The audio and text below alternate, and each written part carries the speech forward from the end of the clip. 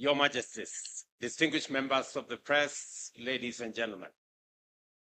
It is my honor and privilege to welcome their Majesties, King Willem Alexander and Queen Maxima of Netherlands to Kenya for this historic state visit, their first ever, and thank them most heartily for accepting my invitation.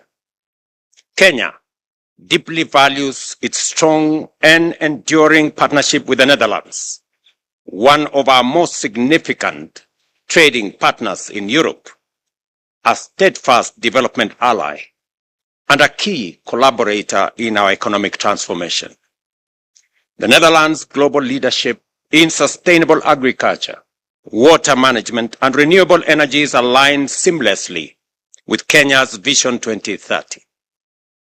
This visit provides an invaluable opportunity to strengthen existing collaborations, explore new frontiers, and accelerate mutual investment for shared prosperity.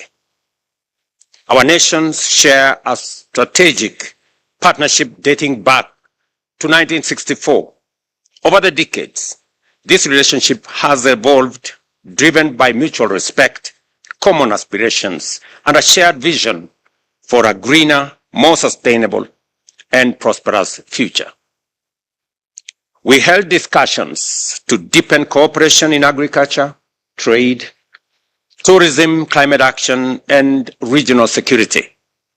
We have agreed to enhance people-to-people connections, focusing on education, tourism, and women's empowerment, while aligning our collaboration with global sustainable development goals and Kenya's national priorities. As part of our commitment to deepening this cooperation, we have today signed 3 critical memoranda of understanding and a letter of intent that will translate our discussions into tangible action. We have signed an MOU that establishes a framework for dialogue on trade and investment between Kenya and the Netherlands, creating a joint trade committee to facilitate and foster bilateral trade and investment. This will ensure a more structured, dynamic engagement between our business communities, unlocking new opportunities in key sectors and leveraging on the partnership and the friendship that already exist between the business communities of our 2 countries. We have also signed an MOU renewing our framework for cooperation in agriculture, reinforcing the partnership between Kenya and the Netherlands in agricultural productivity and sustainability. This agreement focuses on priority areas that will enhance food security, technological exchange, and market access. We're building on the already existing framework that was signed last year between Kenya and the EU, and that was ratified both by the EU and the Kenya Parliament. And I have explained to their Majesties that it is our intention as Kenya to bring on board the rest of the East African communities as we build a bigger market and bring on board more people. Additionally, we have signed an MOU to strengthen collaboration in tourism sector, aiming to increase the number of Dutch tourists visiting Kenya and enhance Dutch investments in our tourism industry, an area with immense potential for job creation and economic growth. His Majesty mentioned to me that maybe it is time also for Kenya to send some tourists to Netherlands. And just to explain to you, Your Majesty, our tourist numbers grew from 2 million to 2.4 million last year. And as I have said in my statement, there is opportunity for investments in our tourism infrastructure. And therefore, I hope that there will be conversations between the tourism sector in Kenya and those who want to invest in our tourist facilities around our country. Additionally, we have signed an MOU to strengthen collaboration in other areas. And further to these agreements, we have signed a letter of intent that marks a significant step in addressing critical water infrastructure needs in Kenya. This includes an investment for the development phase of the Naivasha Special Economic Zone Water Supply and Sanitation Project. I did explain to His Majesty that the government of Kenya has expanded the space and land available for Naivasha Special Economic Zone from 1,000 acres to 6,000 acres. And that gives greater space and opportunity for the development of that special economic zone. And we are grateful that you're partnering with us on the water and sanitation project for that special economic zone, as well as another investment in the Sabaki bulk water supply in the coastal county of Kilifi, backed by Dutch partners. These projects will enhance access to clean and reliable water, a fundamental pillar for sustainable development and economic progress.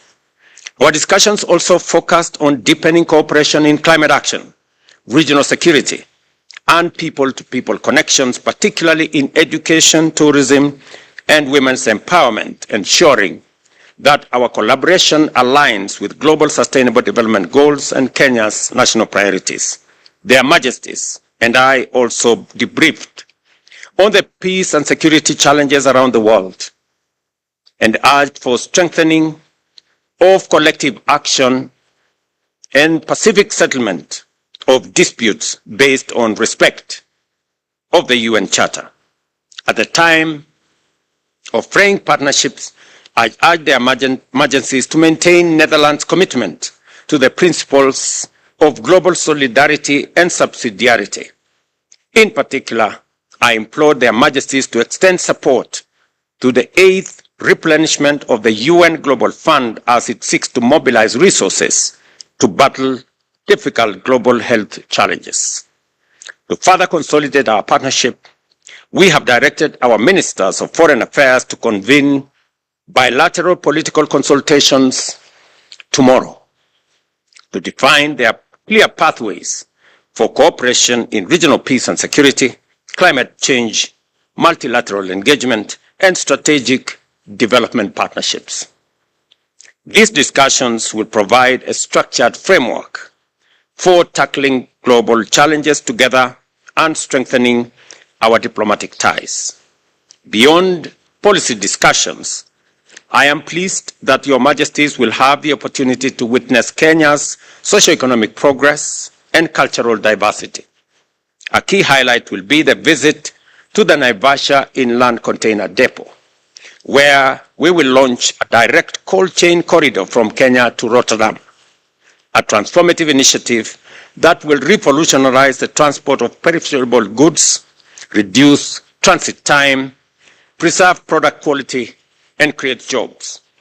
I also appreciate Your Majesty's participation in a tree planting event that will take place at Dogodo Forest, a powerful symbol of our shared commitment to environmental sustainability and Kenya's ambitious goal of planting and growing 15 billion trees by 2032. Additionally, your engagements with the youth and the Supreme Court and the business community will further solidify our mutual understanding and cooperation. The Kenya-Dutch Business Forum will provide a platform for their Majesties to engage with young Kenyan entrepreneurs, innovators, and investors, fostering enterprise, creativity, and economic collaboration. A particularly significant development is the entry of Invest Africa, a Dutch financial investment entity, into the Kenyan market, which will provide much-needed capital to Kenya's private sector and expand financial access for businesses looking to scale in the East African market. I am confident that these engagements will provide Your Majesties with valuable insights into Kenya's progress and opportunities for further collaboration. As we embark on the next phase of Kenya-Netherlands relations, we reaffirm our commitment to strengthening our bilateral ties. This engagement will deepen diplomatic relations, expand economic opportunities, and foster sustainable partnerships.